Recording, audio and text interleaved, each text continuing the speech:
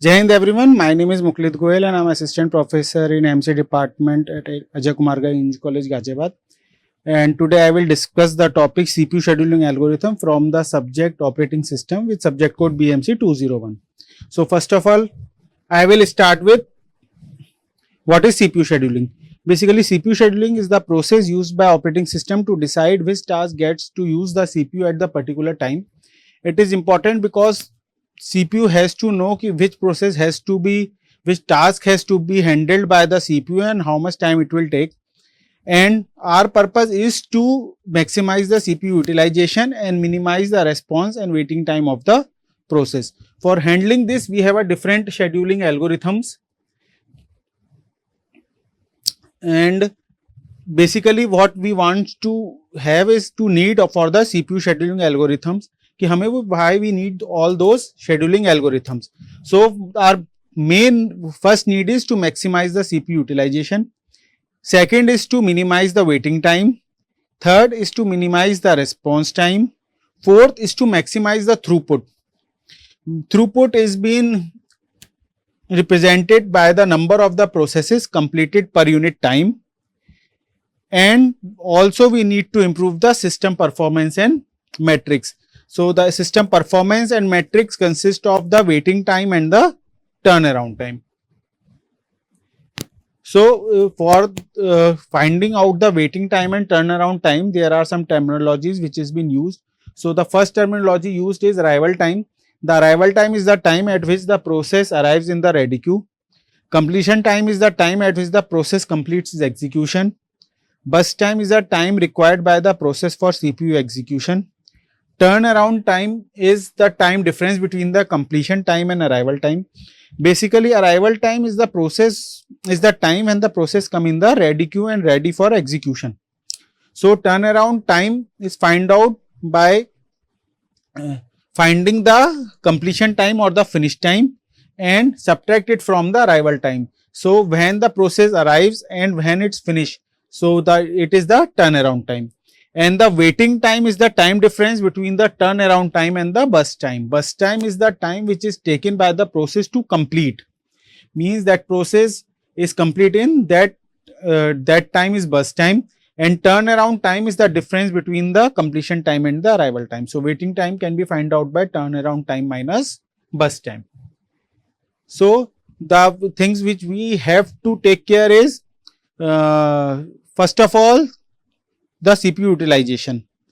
So it ranges from 0 to 100, but the optimal and the dependence, it depends, and what we optimally find out is to percentage between 40 to 90%.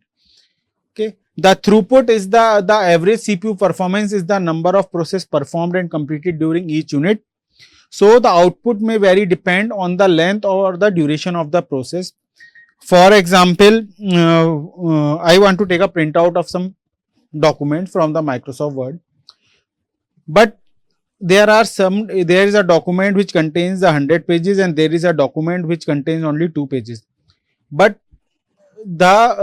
if we give a command of 100 pages first, then that process will first print the 100 pages, then only the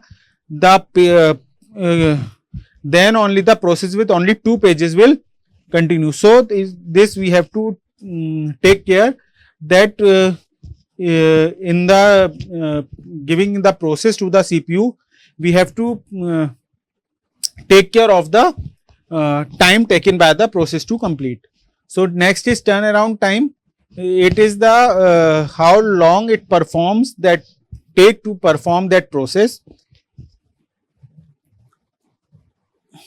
Waiting time does not affect the time required to complete the process, but it is the waiting time in which the process need to be complete. For example, that which I have said, the pages with having the print command which having 2 pages have to wait till all the 100 pages command will complete.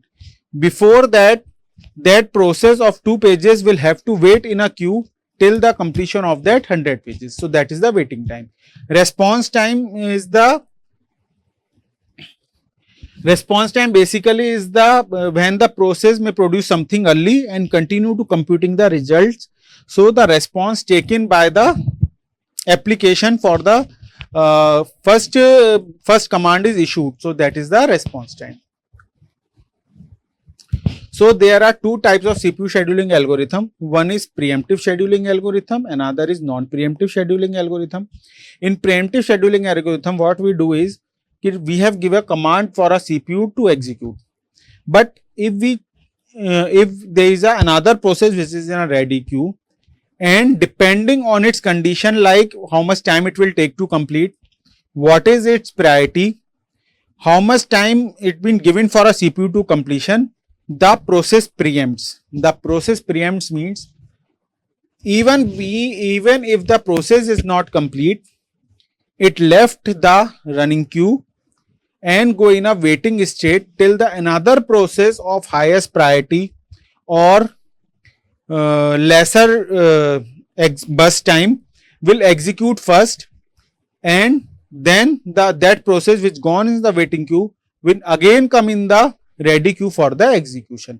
So in the preemptive scheduling, the CPU can preempt the process its current running and give the CPU to another process. Basically, the scheduling algorithms which are preemptive scheduling algorithms are round robin, shortest remaining time first, and preemptive priority scheduling. In non-preemptive scheduling is when the CPU allotted to a process and the process will not leave the CPU until it is complete, whether the higher priority process is waiting, whether the shortest remaining time process is waiting. Thus, those processes have to wait till the process which is assigned by the CPU or assigned to the CPU will not terminate or complete. So the type of CPU schedule non-preemptive schedulings are first come first serve, non-preemptive priority scheduling, and shortest job first. Basically, the version of shortest job first which is preemptive is known as shortest remaining time first. So I will start my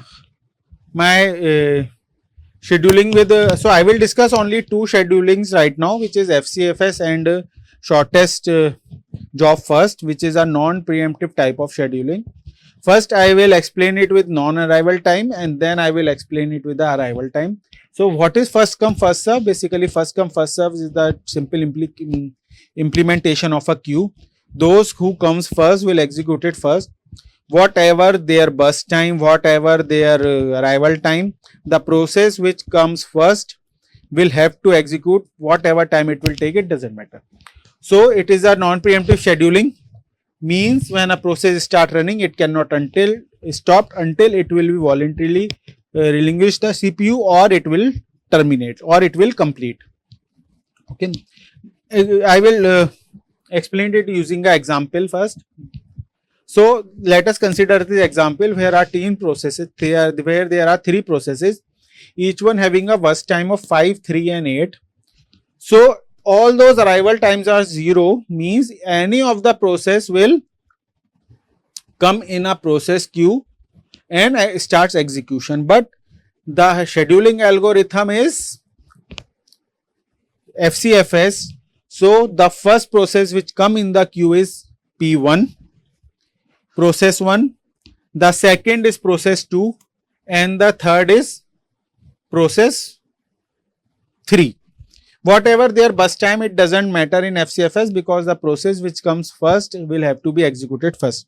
So for this we create its Gantt chart first.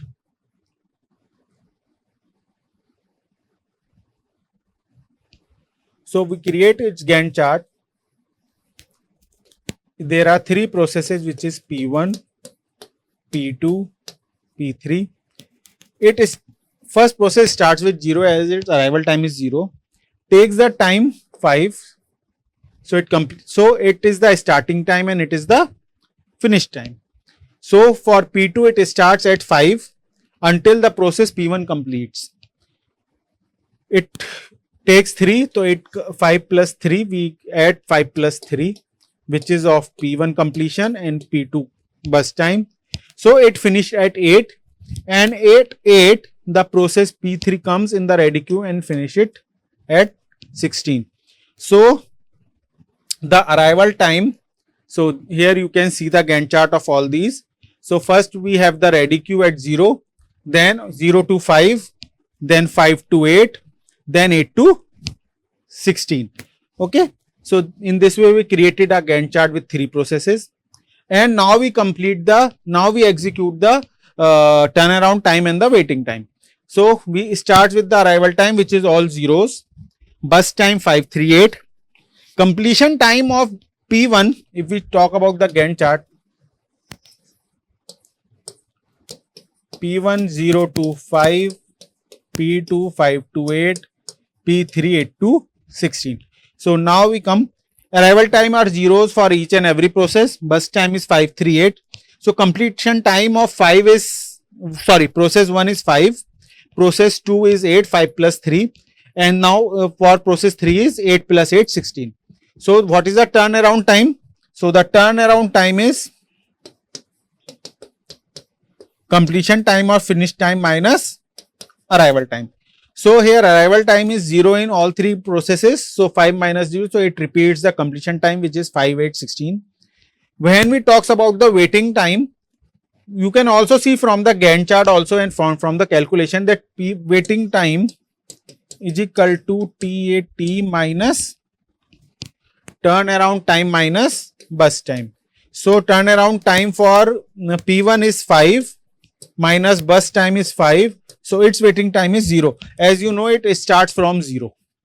So it has not, so process P1 has not to wait and it starts from 0.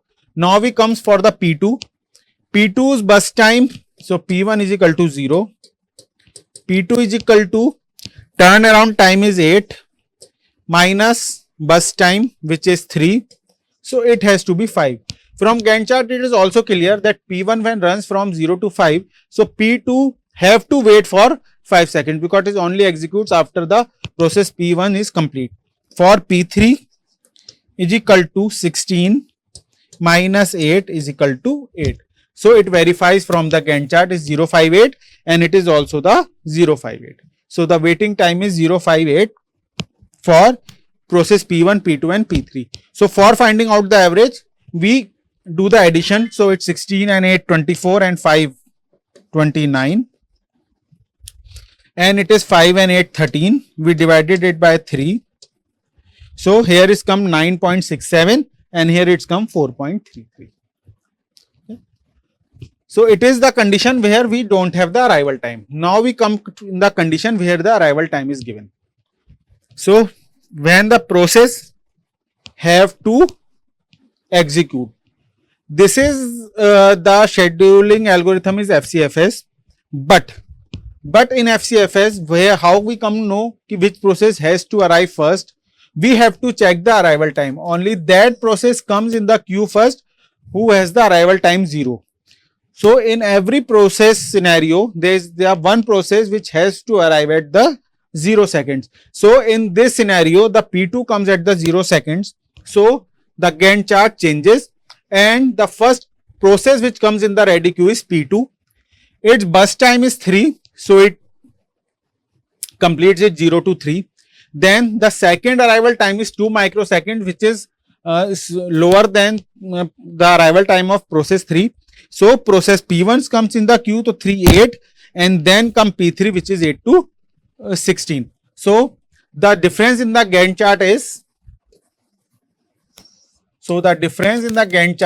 P2 0 to 3, P1 3 to 8 and P3 8 to 16.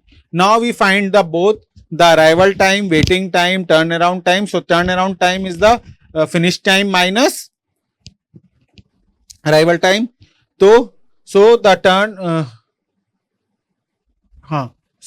the 0 completion time is 3, arrival time is 0. So its a turnaround time is 3. Okay. Now comes completion time is 8, arrival time is 2. So 8 minus 2 is 6 and then the arrival time is 8, completion time is 16, arrival time is 4. So arrival time is 4. So here it's come 8.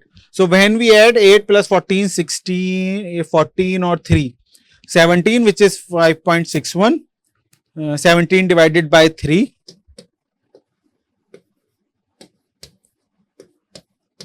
17 divided by 3, and here is come 5. 5 divided by 3 is 1.6. How it comes 5? When we minus turnaround time minus completion minus burst time. So 3 minus 3 is 0. 6 minus 5 is 1. And the 8 minus 8. Sorry, 8 minus 4 is 4.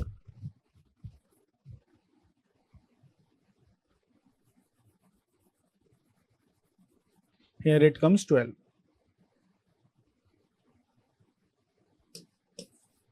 Here it's come 12. Okay. So here's it come 12. So it's 4 microseconds. The 4 plus 1, 5. 5 divided by 3 is equal to 1.67. So arrival time, so waiting time come at 1.67.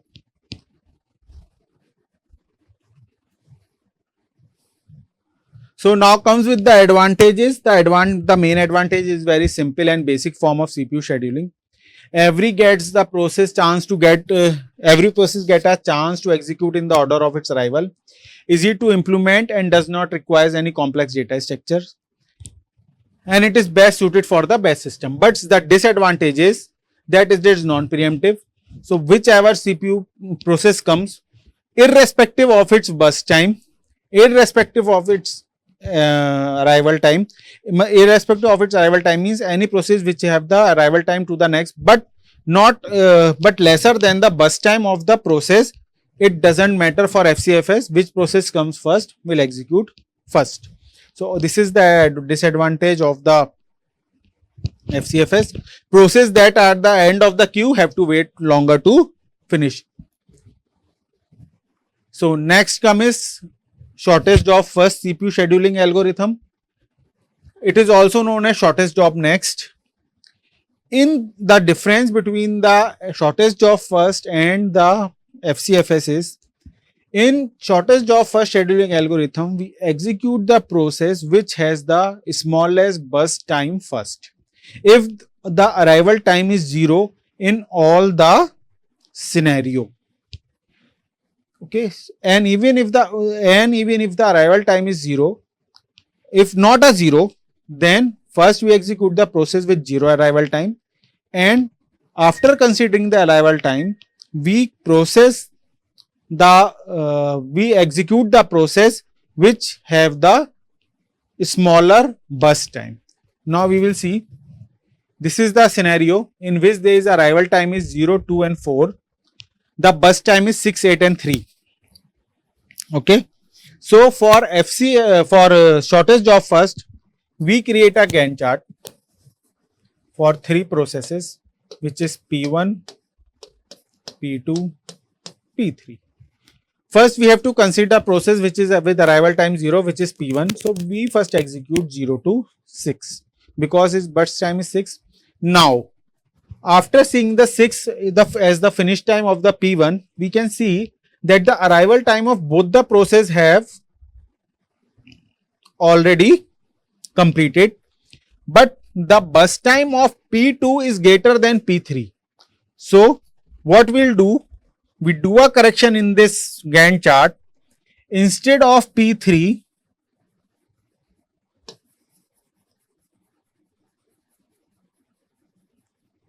we write P2, and instead of P2 we write P3. So the next process which come into queue is P3, and the last process we go into the queue is P2. So 6 plus 3 is 9, and 9 plus 8 is 17. Okay. So the arrival time have reached by the process P1 completes. So in the ready queue, the process which have the smallest burst time have to be executed first according to the SJF algorithm. Like you see in detail now, step 1, we have the ready queue which is arrival time 0. So we execute P1. Then the shortest burst time is of P3, so we executed P3, and the P2 at the last because P2 has the largest burst time. Now we calculate its arrival time, completion time, burst time. So completion time is 6, 17 and 9. Turnaround time 6 minus 0, matlab completion time minus arrival time. 17 minus 2 and 9 minus 4. First waiting time is 0, second waiting time is 2 because the arrival time is 4 and the complete turnaround time is 5. So 5 minus 3 is equal to 2. Then 15 minus 8 is equal to 7 and 6 minus 6 is 0. So when we divide it by 3, so here calculation come 21 and 3. 26 by 3 and here's come 9 by 3. So waiting time is 3, average waiting time is 3 microseconds and average turnaround time is 8.6 microseconds. So this is the difference between the FCFS and SJF. With this, I have completed my presentation. Thank you.